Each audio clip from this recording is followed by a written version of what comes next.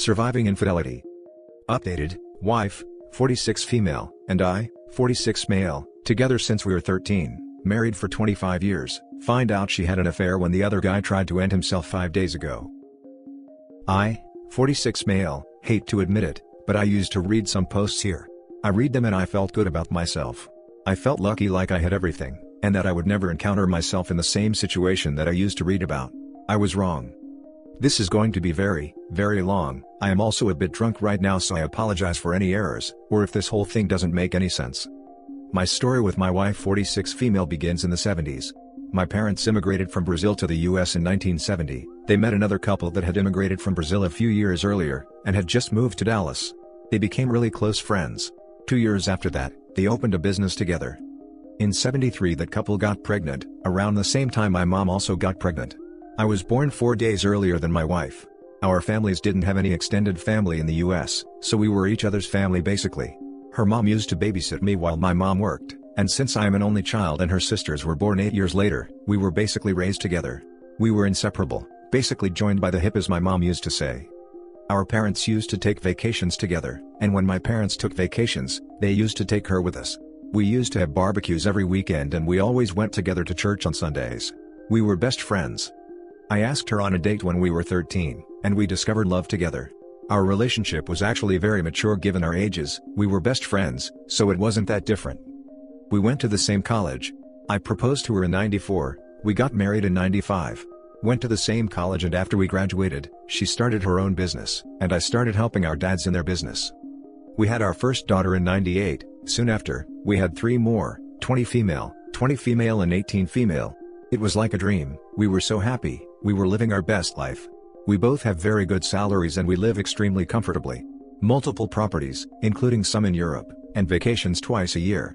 Our intimate life was healthy, we indulged in each other's kinks, do it normally 3 times a week.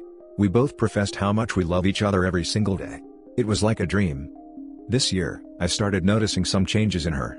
She started spending more time working, she was always on her phone, we stopped having intimacy, and we started arguing all the time about things we normally would never argue. She started being cold to me. We talked about this, and she told me that this year was really stressful to her.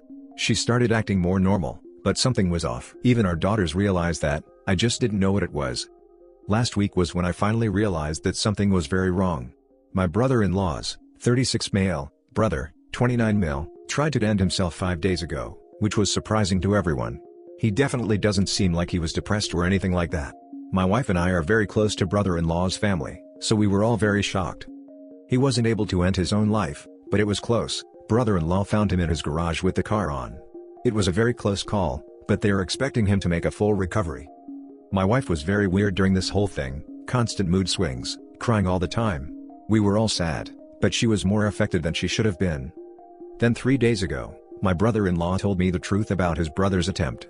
My wife and his brother, who is 17 years younger than me, have been having an affair for almost 11 months. Apparently, last week he tried to convince my wife to leave me for him. My wife ended their relationship and he tried to end his own life. I confronted my wife after hearing this, and to my surprise, she confessed, "Yes, I was honestly hoping that he was wrong and that his brother was lying. I am that naive." She broke down crying, that she didn't know why she did this. She called it a midlife crisis, saying that it was nothing wrong with us, that she still loved me. I ended up almost having a panic attack. I just didn't know what to do, just packed a bag with some clothes, and just stormed off. She tried to stop me, but I got in my car and drove away for almost 8 hours. I stopped when I realized that I was in freaking Memphis already. I've been staying in a hotel since that day and everyone has been blowing my phone. Apparently, my daughters now know because my wife told them, which just makes this thing even more humiliating. I talked to my oldest, just told her that I am safe and don't want to talk to anyone. My wife and her family have been calling non-stop. I have more than 100 missed calls and 1,000 plus unread messages. My other daughters are also desperate, but I just can't bring myself to talk to them. For the last 2 days, I have already drunk 2 bottles of wine and 1 bottle of whiskey. I just can't stop crying. I feel absolutely lost, absolutely lost. I know my wife for my entire life. I know her since she was barely 1 day old. We had our first picture together when she was 2 days old. Now every time I think about her, I feel like throwing up. What did I do wrong? What the hell am I supposed to do? Any advice is really appreciated. I am really lost right now. Now for the top advice before reading the update. Just some advice on the practical side: save all the messages from her, text and voice. Your lawyer will need them. Texas is not a no-fault state according to a quick Google search, so her admitting to her affair in text or voice messages will be important. Even if you decide down the road to try to reconcile, you'll want a post-nup agreement, since there is a business involved, and her admission of guilt will be helpful. Second piece of advice: stop drinking. Booze is a depressant, and will only make you feel worse and make bad decisions. Your wife has created enough bad decisions and bad feelings already. Third, get a lawyer ASAP. Even if you don't divorce, you need to know what your rights, options, and the best way to proceed legally to protect yourself are. Finally, go home. Running away isn't going to help anything. Go home and show your daughters you're okay. Tell your wife she has to go stay with her parents or siblings for a while, but don't let her force you out of your home and away from your children and family. I do live in Texas. While money is the least of my concerns right now, I need to start looking into that. I know that I need to go home, but I just can't imagine going home to see my wife or our daughters without crumbling. What the hell am I supposed to do? You do the bare minimum: you stop drinking and head back home, kick her out, or at the very least have her stay with family. You need time to decompress and fully come to terms with your life. Give it a few weeks. Don't make any stupid or impulsive decisions until you're sound of mind. It's still early days, and you're clearly having a breakdown. There is zero excuse regarding your wife's affair. Midlife crisis or not, it doesn't justify her affair or actions. Don't pity her affair partner. This wasn't some child. The man's about to turn 30. He knew full well what he was getting himself into. Neither him nor your wife deserve pity, and they are both to blame for what happened. Head back home the moment you sober up. Text or call your wife ahead of time, and make sure she understands that she needs to be gone the moment you're back. You need time to process. The questions and answers can come later. Here's a list of stuff you'll need to do below. 1. STD test. 2. Consult a lawyer, even if you're still on the fence. 3. Demand a full written timeline of the affair with details, censored and uncensored version. 4. Full access to your wife's electronics and social media. 5. No contact with the other guy and his family, might include brother-in-law to avoid drama. 6. Read up on the survivinginfidelity.com healing library, and consider posting over there. 7. Implement the 180. 8. Therapy, for yourself and kids. 9. No intimacy, it'll just complicate things and it'll be used as a tactic to get you to stay. 10. Don't drink or turn to drugs in your grief, take up running or working out. Boxing is a good alternative that will deal with the anger once it sets in. Do not blame yourself. Your wife is old enough to know actions have consequences. This wasn't some one-off drunken kiss, it was a full-blown affair that nearly lasted a year. It was physical and emotional, so expect the worst in both aspects. Do not stay for your kids, do what's best for you, even if that means walking away. I, 46 male, hate to admit it, but I used to read some posts here. I read them and I felt good about myself. I felt lucky, like I had everything, and that I would never encounter myself in the same situation that I used to read about. I was wrong. LOL, me too bro. Made me feel great. Guess what, we both were wrong, haha. It just sucks. I never expected to be that guy, feels so stereotypical. I felt that what we had was unique. Who can say that he was married to someone that he knows since he was born and started dating at 13? My mom took me to meet her for the first time when she was hours old, Jesus Christ. And now for the update. Hi everyone, a lot happened during these last few days. I apologize for my writing on this one. I am a bit drunk and my brain is thinking this in Portuguese, and writing in English, so it's probably going to be a mess. I decided to sober up and go back home on the 23rd. I was not in a good mental state to drive, so I ended up hiring someone to drive me back to Dallas. I avoided everyone when I arrived there. I just wanted to see my daughters and my dogs. I asked my youngest to warn my wife that I didn't want to see her, and she went to stay with her parents. For sake of understanding, I will name my daughters. The oldest is Sarah, the twins are Amanda and Amelia, and my youngest is Emily. My daughters were basically my shadows growing up. I'm extremely close to the twins and Emily. Sarah is a different story. We were very close when she was a kid. Once she was around 17 to 18, she started acting out and put a lot of distance between us. Since then, she kept getting closer and closer with her mother and more distant from me. I've tried several times to bond with her, but she always kept me at arm's length. When I got home, I told my daughters that I had arrived and went to see my dogs. They arrived shortly after. They were all very emotional. We talked for hours. I admit that I cried a bit, a lot. We hugged together. I received tons of kisses. They were very surprised at how their mother could do something like that to me. They said that it changed how they viewed their mother. It went on and on, with them basically talking about their mother in a very unpleasant way. It was a bit shocking, to be honest. I felt extremely uncomfortable hearing them saying that stuff about her. In normal circumstances, I would never allow them to speak about her in that way.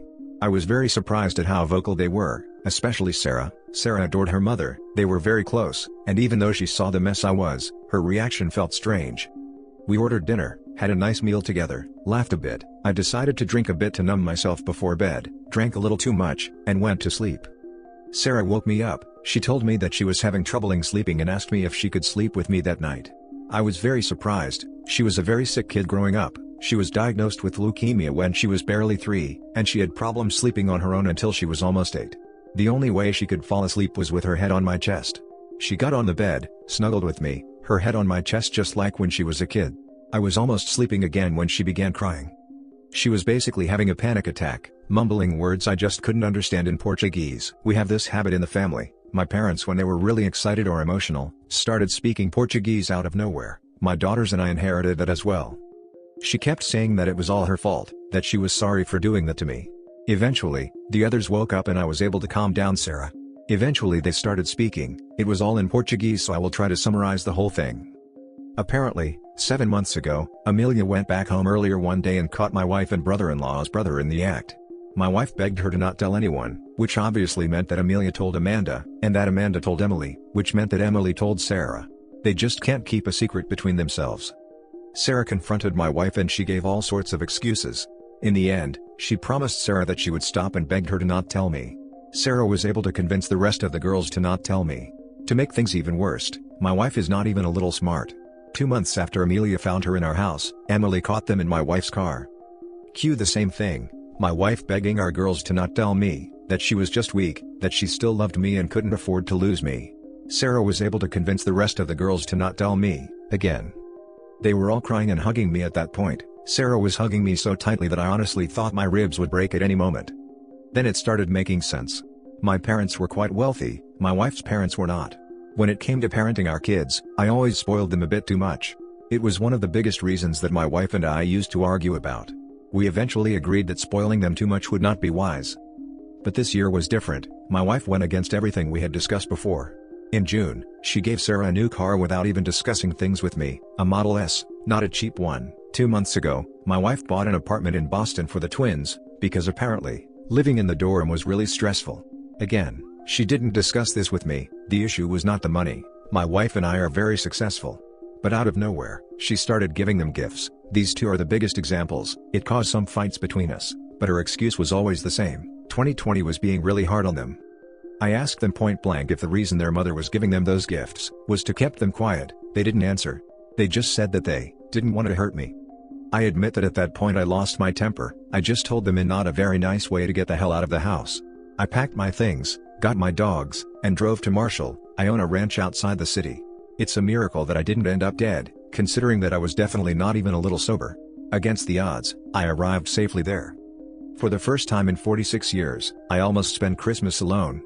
But there he was, my new best friend. A bottle of Blue Label. We haven't met before, but I got to say, we actually bonded pretty well through the holidays.